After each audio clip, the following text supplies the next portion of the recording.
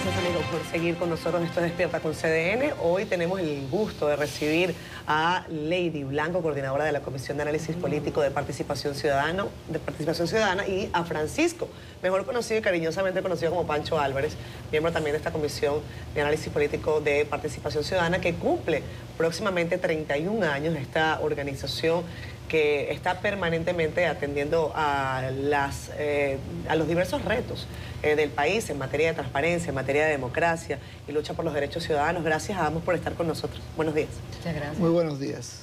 Bueno, pues son 31 años, yo creo que eso en principio debe celebrarse y nos gustaría tener para poner en contexto el momento en el que está llegando este aniversario, hacia dónde camina Participación Ciudadana. Bueno, en primer lugar, yo creo que Participación Ciudadana está en la necesidad, por no decir en la obligación, de renovarse. No solamente los partidos políticos, sino también las organizaciones de sociedad civil. Y tiene que haber un cambio generacional dentro de esa renovación. Y por eso yo creo que el mejor ejemplo lo tenemos acá, con Lady Blanco, asumiendo un liderazgo dentro de Participación Ciudadana, de empuje hacia adelante, y obviamente lo que estamos apoyando a la nueva generación que debe asumir los retos más importantes de cara al futuro, ¿no? Pero de todas maneras, ciertamente Participación cumple 31 años luchando en dos frentes principales, que no son los únicos, pero son los principales. Uno es la transparencia, dándole seguimiento, por ejemplo, a todos estos casos. Tenemos un observatorio de los casos de corrupción, y por cierto, hago un comentario al respecto. Ustedes saben que las audiencias son oral, pública y contradictoria, ¿no?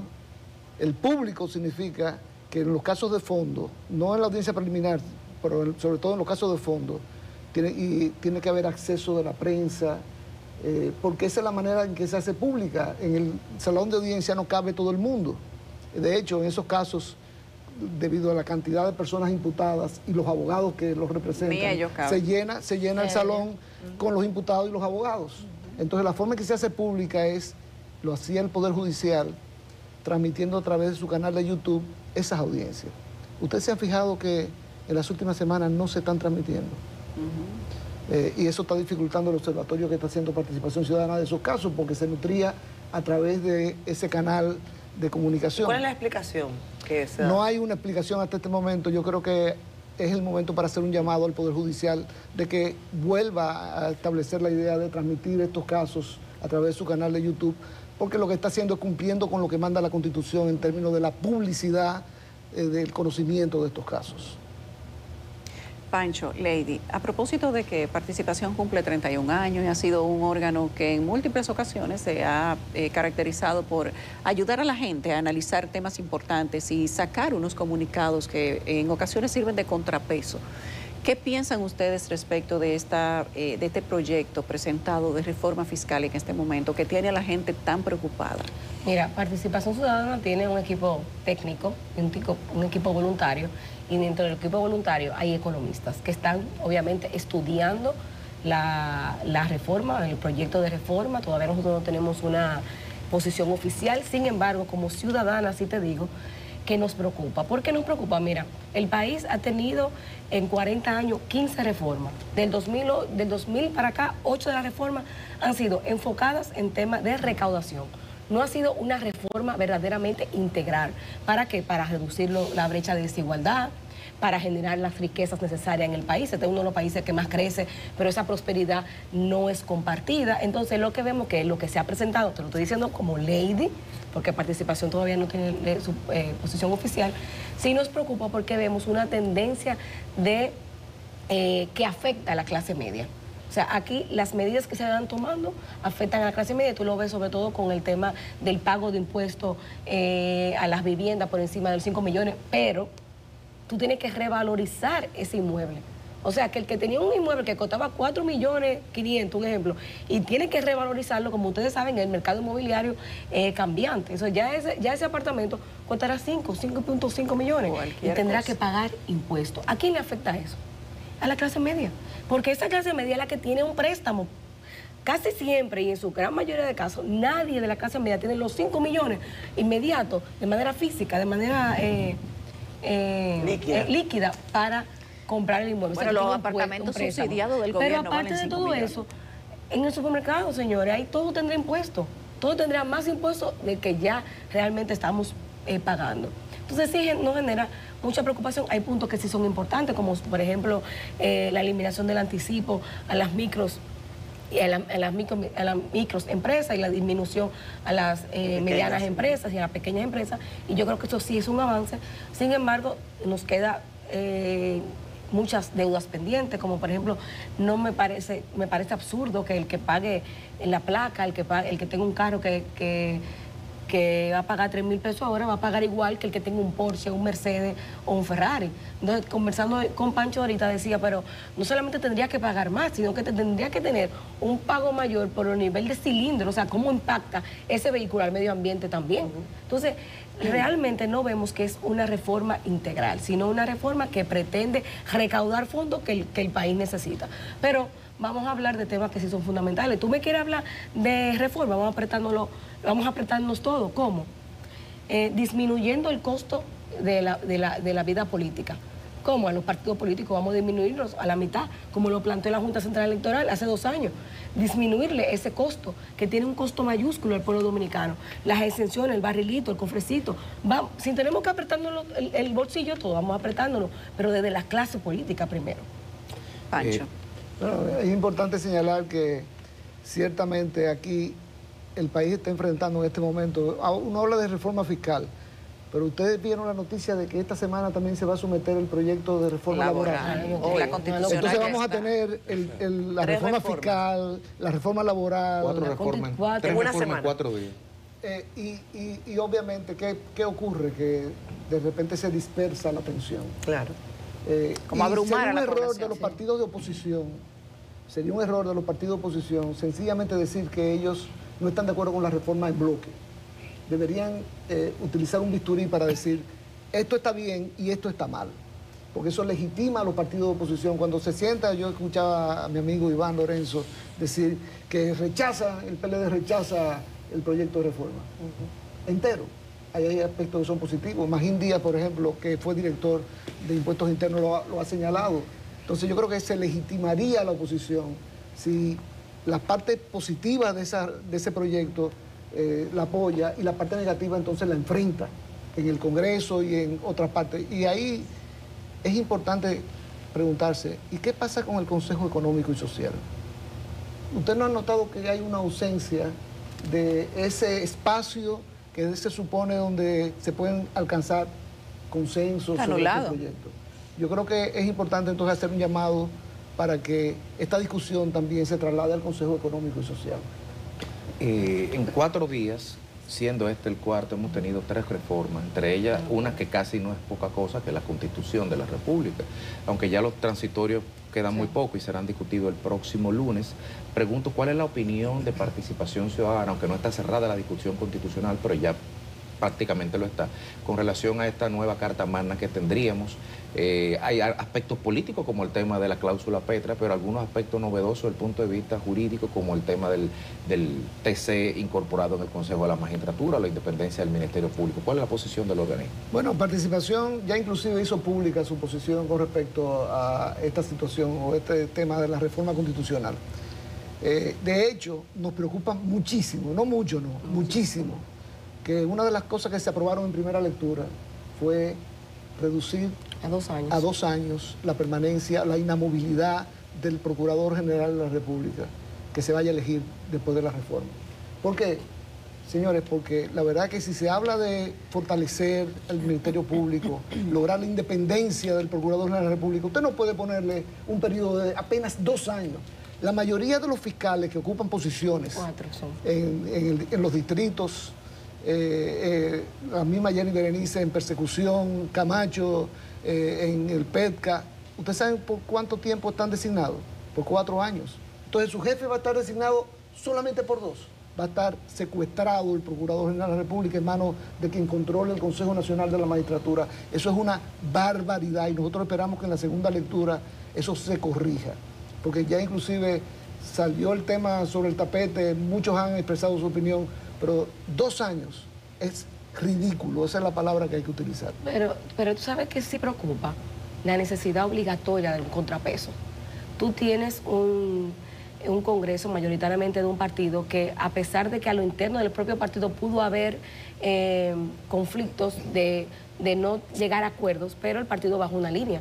Y te das cuenta porque cuando vamos las sesiones de conocimiento de la Constitución, de la reforma, el partido oficial no tiene discusión.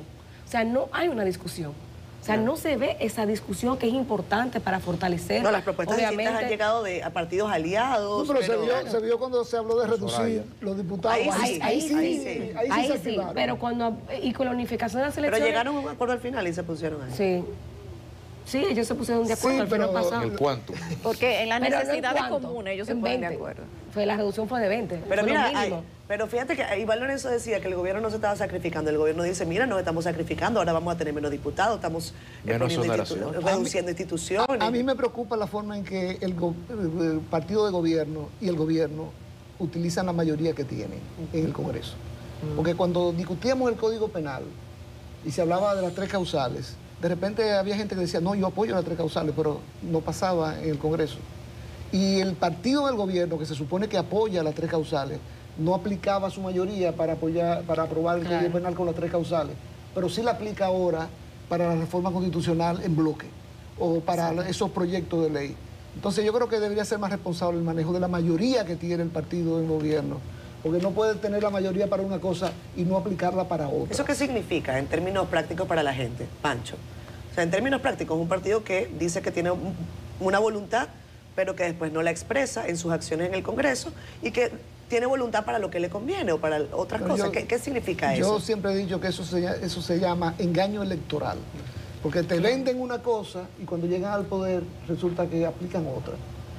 Como por ejemplo, ¿por qué no utilizar la mayoría que tienen para eliminar el barrilito, que es una discusión que tenemos más de 20 años, el cofrecito, las exoneraciones abusivas? Para eso debería ser utilizarse la mayoría, porque ellos mismos cuando estaban en oposición decían que se utilizaban esos mecanismos para avasallar con el tema clientelar. Entonces, ¿por qué no utilizar esa mayoría para una demanda ciudadana que está ahí desde hace años hablando de esos usos abusivos de los recursos públicos? Para eso debería ser la mayoría. ¿Por qué no utilizar la mayoría para realmente disminuir el costo de la política en el país? Sí. Vamos a utilizar esa mayoría para eso. Uno de los perfiles que caracteriza a Participación Ciudadana es la lucha contra la corrupción, pero parece que el tiempo ha pasado en vano, incluyendo para ustedes. Analizábamos el caso de Robiú, que era el último de los mohicanos. Entonces, todo el mundo está en su casa, pero todavía no hay una sentencia en firme. No sé si ustedes creen que eso ayuda al descreimiento de la población en la lucha por adecentar la vida pública. Ustedes dijeron en estos días como que los jueces como que se dejan dispersar los casos. La lucha contra la corrupción nunca va a ser una falta de tiempo. O sea, nunca va a ser una pérdida de tiempo, todo lo contrario.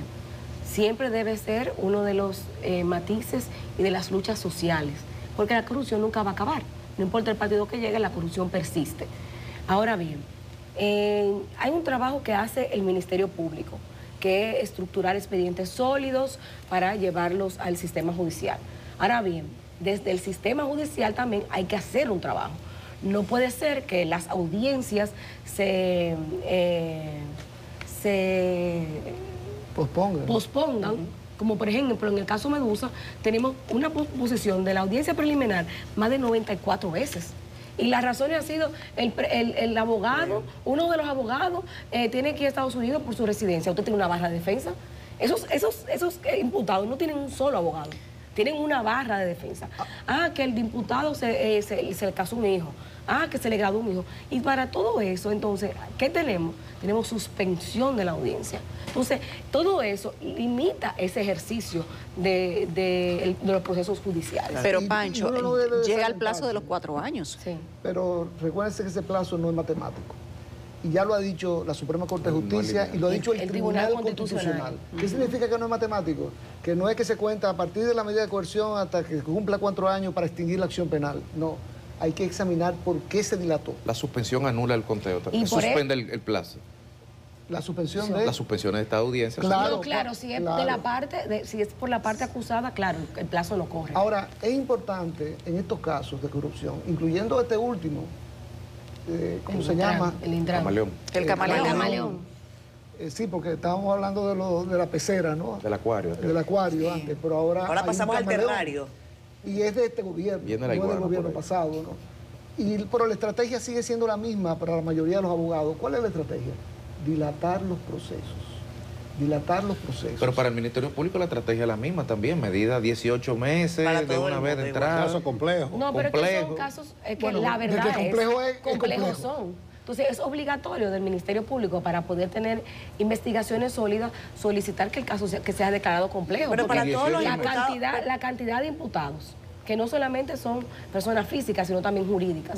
Destruir ese rastro de la corrupción no es fácil. Entonces, obviamente, el Ministerio Público tiene que tener un tiempo prudente para hacer una investigación sólida. Y yo creo que es importante, lo digo no solamente para los medios de comunicación, sino para la población en general, examinar o tener una idea de lo que ocurrió en cada uno de esos casos. Que por eso en otros observatorios. Tenemos un observatorio sobre esos casos que va a incluir Camaleón. Y la idea de ese observatorio es mostrar qué fue lo que supuestamente pasó. Pero ojo, aquí se ha dado algo interesante. El Ministerio Público por primera vez está utilizando de manera amplia esa facultad que tiene de llegar a acuerdo con algunas de las personas involucradas para utilizarla ya no como imputada, sino como testigo. Y comienzan los abogados de la defensa a decir, esa persona no puede ser testigo, eso veremos. Ellos pasarán por la audiencia, darán sus declaraciones y los jueces tendrán que evaluar esas declaraciones. Pero yo creo que no solamente los jueces, la ciudadanía tiene que ver lo que ocurrió en cada uno de sus casos. Y voy a poner un solo ejemplo, del último caso, del Camaleón. Si usted examina y se lee Medida de coerción. la solicitud de medida de coerción, que tiene 300 y pico de páginas, pero le hace la primera 150, porque lo demás es son pruebas. descripción de pruebas. Listo. Y de repente usted ve que en abril del 2020, en pleno proceso electoral y la pandemia de por medio, a una persona se le ocurre comprar unos drones en Alemania para monitorear las elecciones. Así está en la acusación. Oigan bien, participación que observó las elecciones, no tuvo ninguna idea de qué pasó, cómo esos drones actuaban para monitorear las elecciones. Pero obviamente, como esos drones se compraron en Alemania, había que irlo a buscar a Alemania en medio de la pandemia. Y se contrató Un avión privado. un avión Privado. Gulfstream 4 de Lidosa, que es propiedad de uno de los candidatos en ese momento a la presidencia de la República, para ir a buscar esos drones que pasaron por aduanas sin Ser verificado. ser verificados. Entonces, ¿no le parece a usted que eso merecería una explicación? O siguiendo con el caso Camaleón, usted que pasa por la avenida Gustavo Mejía Ricard, como paso yo todos los días, y siempre veía Aurix, y yo pensaba, usted debe ser familia de un técnico que utilizamos en el caso Baninter, Luis Aurix. Pancho, pero no le llama la atención a Participación Ciudadana que este caso haya iniciado por un tema de licitación y que este gobierno jamás haya investigado antes, por ejemplo, la participación de esa empresa, porque el contrato que permitió o que avaló ese procedimiento totalmente irregular ocurrió en la administración anterior. Entonces, cuando un gobierno llega, lo primero que hace es que ausculta lo que había. ¿Por qué eso no se mencionó? ¿Por qué se pasa en Y se 4 vino a cancelar el años? contrato ahora. Eso no le llama la atención a No, pero ustedes. en proceso de transición, fue en junio, después de porque las no había un elecciones. contrato, había un acuerdo. Es lo mismo. Claro. Sí, pero no es lo mismo, no tiene la misma fe pública. O sea, no hay una No tiene el mismo cláusula, peso. era un acuerdo contractual como tal, no aparece nada. Pero usted O sea, sabe, tú haces el usted búsqueda, sabe no por qué. haces nada. Porque la idea de ese contrato era permitir que Jochi Gómez y sus compañías, por así decirlo, figuraran como suplidores del Estado Sí. para poder aprovechar y comprar equipos que solamente se le venden a Al los Estado, gobiernos. A los claro. gobiernos. Y de repente usted decía, usted pasaba por la Gustavo Mejía Ricard y veía Aurix, pero veía el logo del Ministerio Gigante. de Defensa al lado. Y con cuando carros usted- rimbombantes, que no es que usted tenía que mirar para allá Óigame, y obligado. cuando usted entraba a ese local, había una pared entera con los logos de todos los organismos de inteligencia del Estado al lado del de Aurix.